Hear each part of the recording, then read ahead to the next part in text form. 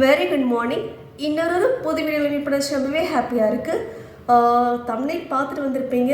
1 kilo 2 kilo இல்லை, 59 kilo தங்கம் plus 5.2 lakhs சேர்ந்து கர்நாடகா மாநிலம் ஒரு மாவட்டத்தில் இருக்கக்கூடிய தேசியமயமாக்கப்பட்ட வங்கியிலிருந்து திருடு போயிருக்கு. இந்த திருட்டு சம்பவம் மக்கள் மத்தியில் நிறைய விதமான கேள்விகளை எழுப்ப ஆரம்பிச்சிருச்சு. அதில் குறிப்பாக என்ன கேள்வினா, இதுக்கு மேலேயும் பேங்க் லாக்கர்ஸை நம்பி நம்மளோட வேல்யூபிள்ஸை வைக்கிறது சேஃப்டியான்னு சொல்லி ஒரு கேள்வி தான் பரவலாக காணப்படுது. அதுக்கு முன்னாடி இந்த சம்பவம் எப்படி நடந்துச்சு, ஒருவேளை இந்த மாதிரி சம்பவம் நடந்து முடிஞ்சிருச்சுன்னா பேங்க் சைட்லேருந்து அந்த பாதிக்கப்பட்ட மக்களுக்கு எவ்வளோ காம்பன்சேஷன் வரும், இதெல்லாம் நம்ம டீட்டெயிலாக பேச போகிறோம். ஸோ ஸ்கிப் பண்ணாமல் பாருங்கள், வாங்க வீடியோக்குள்ளே போகலாம். கர்நாடகா மாநிலம் விஜயபுரா மாவட்டத்தில் கனரா பேங்க்லேருந்து 59 kgs ஆஃப் கோல்டு 5.2 lakhs கிட்ட திருடு போயிருக்கு. இது எப்போ நடந்தது அப்படின்னா May 25 அன்னைக்கு நடந்ததாக சொல்லப்படுது. போலீஸ் தரப்புலேருந்து இந்த சம்பவத்தை எப்படி பார்க்குறாங்கன்னா, ஒரு வெல் பிளான்டு தெஃப்டாக பார்க்குறாங்க. ஏன் இந்த சம்பவத்தை ஒரு வெல் பிளான்டு தெஃப்ட்னு சொல்கிறாங்க அப்படின்னா, சம்பவத்து அன்னைக்கு கிட்டத்தட்ட 6லேருந்து 8 ராபர்ஸ் உள்ளே நுழைய ட்ரை பண்ணியிருக்காங்க.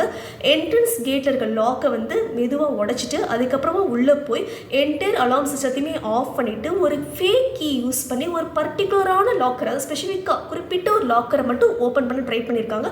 ஓப்பனும் பண்ணிட்டாங்க. அதில் இருந்த 59 kgs கோல்டும் அப்புறமா இருந்த சில கேஷ் 5.2 lakhs திருடிட்டாங்க. திருடினதுக்கு அப்புறமா ஜன்னல் சைடில் பிளாக் மேஜிக் டால்னு சொல்லக்கூடிய ஒரு சூனிய பொம்மையை விட்டுட்டு கிளம்பிடுறாங்க. போலீஸ் தரப்புலேருந்து இந்த மேஜிக் டாலை எப்படி பார்க்குறாங்க அப்படின்னா, இன்வெஸ்டிகேஷனை எப்படியாவது திசை திருப்பிடணும்னு ஒரு நோக்கத்துக்காக இதை பண்ணியிருக்கலான்னு பார்க்கப்படுது. நம்ம நிறைய தமிழ் மூவிஸ்லாம் பார்த்துருப்போம். நிறைய க்ரைம் சீன்ஸ் முடிஞ்சதுக்கு அப்புறமா இந்த மாதிரி சில்லி பவுடரை தூவி விடுறது, இந்த மாதிரி சில விஷயங்களை பண்ணிவிட்டு போலீஸ் இன்வெஸ்டிகேஷனை திசை திருப்பி ஆகணும்னு ஒரு நோக்கத்துக்காக பண்ணுவாங்க. அதே மாதிரி தான் இந்த சம்பவத்திலே நடந்திருக்கதா போலீஸ் தரப்புலேருந்து சொல்லப்படுது. அந்த ராபர்ஸ் குரூப் திருடிட்டு போன நகை என்ன நகைனா, தங்க நகை கடனுக்காக அடமானம் வைக்கப்பட்ட தங்க நகைகளை மட்டுமே டார்கெட்டாக வச்சு திருடிட்டு போயிருக்காங்க. நிறைய பேர் லாக்கரில் இருக்க கோல்டு அண்ட் வேல்யூபிள்ஸ் மிஸ்ஸிங்னு சொல்லி பார்த்தோன்னே என்ன நினச்சிருப்பீங்க, வீட்டில் வைக்க தான் நமக்கு சேஃப்டி இல்லைன்னு சொல்லி இயர்லி ரெண்ட் கட்டினாலும் பரவாயில்ல, ஒரு லாக்கரை ஹையர் பண்ணி அங்கே சேஃப்டி இருக்குன்னு நம்பி வைக்கப்பட்ட பொருட்கள் தான் களவாண்டு போனதை நீங்கள் நினச்சிருப்பீங்க. அது கிடையாது.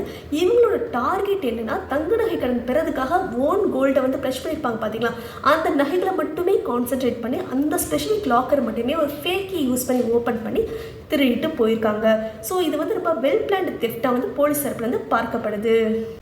இப்போ உங்கள் மனசில் சில கேள்விகள் ஓடிட்டு இருக்கும், அதுக்கான பதிலை பார்த்துடலாம். ஃபர்ஸ்ட் கேள்வியாக நீங்கள் கேட்குறது, தங்க நகை கடன் பெறதுக்காக தங்க நகையை போய் நான் ப்ளஷ் பண்ணேன், திருடு போயிடுச்சுன்னு சொல்கிறாங்க. இப்போ என் தங்க நகைக்கு பதில் என்ன? இதை பேங்க்ஸ் ரெஸ்பான்சிபிளாக எடுத்துக்கிட்டு என்னோடய தங்க நகையை திருப்பி கொடுத்துருவாங்களா, நான் கடனை அடைக்கும் போது என் தங்க நகை திருப்பி கிடச்சிருமா நீங்கள் கேட்டிங்கன்னா அதுக்கான பதிலை பார்த்துருவோம். ஃபஸ்ட்டு ராபர்ஸை போலீஸ் அஃபிஷியல்ஸ் பிடிச்சா மட்டுமே ஒரு தங்க நகை உங்கள் கையில் கிடைக்கும். இதுக்கும் பேங்க்குக்கும் எந்த ஒரு சம்மந்தமும் கிடையாது. பேங்க் ரெஸ்பான்சிபிலிட்டி எடுத்துக்க மாட்டாங்க. ஏன் அப்படின்னா, உங்கள் தங்க நகை கடனை உங்ககிட்ட கொடுத்துட்டாங்க, நீங்கள் ப்ளஷ் பண்ணதை ஷூரிட்டியாக வச்சுருந்த போது தான் இந்த திருடு நடந்திருக்கு. ஸோ இது பேங்க்குக்கும் ஈக்குவல் லாஸ் தான். அப்படின்றப்ப அவங்களால உங்கள் தொலைஞ்சு போன நகைக்கு எந்த ஒரு பொறுப்பையும் ஏற்றுட்டு அதுக்கு காம்பன்சேஷன் தரவே முடியாது. ராபர்ஸ் கிடைச்சா மட்டும்தான் உங்கள் தங்க நகையை மீட்டு போலீஸ் அஃபிஷியல்ஸ் உங்கள் கையில் கொடுக்க முடியும். ஸோ இந்த விஷயத்தில் பேங்க் எந்த ஒரு ரெஸ்பான்சிபிலிட்டி எடுத்துக்காது. அடுத்த கேள்வி உங்கள் மனசில் என்ன இருக்கும்னா, தங்க நகை கடன் பெறதுக்காக தங்க நகை அடமானம் வச்சு திருடு போயிடுச்சு, அதுக்கும் பேங்க்குக்கும் சம்மந்தம் இல்லாத காரணத்தினால பேங்க்ஸ்னால எந்த ஒரு காம்பன்சேஷன் ப்ரொவைட் பண்ண முடியாதுன்னு சொல்லிட்டேங்க. அப்போது சேஃப்டி பர்பஸ்க்காக நான் லாக்கரை ஹையர் பண்ணி ஆனுவல் ரெண்ட்லாம் கட்டிட்டு அதில் நான் வச்சுருக்கேனே, அப்போ அந்த நகை தொலைஞ்சு போச்சுன்னா நான் கிளைம் பண்ண முடியுமா, பேங்க் ரெஸ்பான்சிபிளாக இருப்பாங்கன்னு சொல்லி கேட்டால் எஸ், அஃப்கோர்ஸ் இருப்பாங்க. பட் அது ஒரு லிமிட் வரைக்கும் தான். ஆர்பிஐ ஏற்கனவே சொல்லிடுச்சு, நிறைய ரெகுலேஷன்ஸாக ரிவைஸ் பண்ணிட்டாங்க. அந்த ரிவைஸ் ரெகுலேஷன்ஸ் படி என்ன சொல்லியிருக்காங்க அப்படின்னா, நீங்கள் வருடாந்திர ரெண்ட், அதாவது ஆனுவல் ரெண்ட்டாக லாக்கர் ஹையர் பண்ணதுக்கு அப்புறத்துல கட்டிகிட்டே வருவீங்க பார்த்தீங்களா. இப்போ கனரா பேங்க்லாம் கிட்டத்தட்ட ஒரு 4,000 கிட்ட இயர்லி சார்ஜ் பண்ணுற மாதிரி இருக்குது. சைஸ் பொறுத்து ஸ்மால் இருக்குது, மீடியம் இருக்குது, லார்ஜ் இருக்குது. ஸோ சைஸ் பொறுத்து லாக்கர் ஆனுவல் ரெண்ட் வேரி ஆகும். ஸோ அந்த ரெண்ட் இன்ட்டு 100 போட்டுக்கோங்க. அதை காம்பன்சேஷனாக பேங்க் உங்ககிட்ட கொடுத்துருவாங்க. ஃபார் எக்ஸாம்பிள், நீங்கள் ஒரு 10 லட்சம் மதிப்பில் ஒரு நகையை லாக்கரை சேஃப்டிக்காக வச்சுருக்கீங்க, அது திருடு போயிடுச்சு. பட் நீங்கள் ஆனுவல் ரெண்ட்டாக 4000 வரைக்கும் பே பண்ணிட்டு வரீங்கன்னா 4000 × 100 எவ்வளோ 4 lakhs. ஸோ பேங்க் சைட்லேருந்து காம்பன்சேஷனாக 4 lakhs வரைக்கும் உங்களுக்கு பே பண்ணுவாங்க. பட் நீங்கள் தொலைக்கப்பட்ட நகைகளோட மதிப்பு எவ்வளவு 10 லட்சம். ஆனால் பேங்க் சைட்லேருந்து கிடைக்கிறது வெறும் 4 லட்சம். அப்போ 6 லட்சம் கிட்ட உங்களுக்கு நஷ்டம் தான்.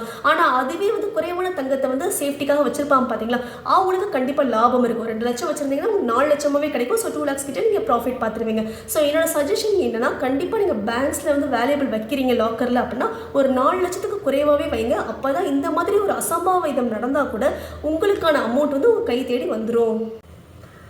வீடியோ ஸ்கிப் பண்ணாமல் பார்த்துருப்பீங்க நம்புறேன். ஸோ லாக்கரில் வந்து எவ்வளோ வேல்யூபிள்ஸ் வச்சா நம்மளுக்கு வந்து சேஃப்டின்னு கூட டிஸ்கஸ் பண்ணியிருந்தேன். ஸோ இந்த வீடியோ கண்டிப்பாக உங்களுக்கு யூஸ்ஃபுல்லாக இருக்கும்னு நம்புறேன். உங்களுக்கு அப்படி தோணுச்சுன்னா கண்டிப்பாக ஷேர் பண்ணுங்கள், சப்ஸ்கிரைப் பண்ணுங்கள். And please stay tune for more updates. Thank you so much for வாட்சிங்.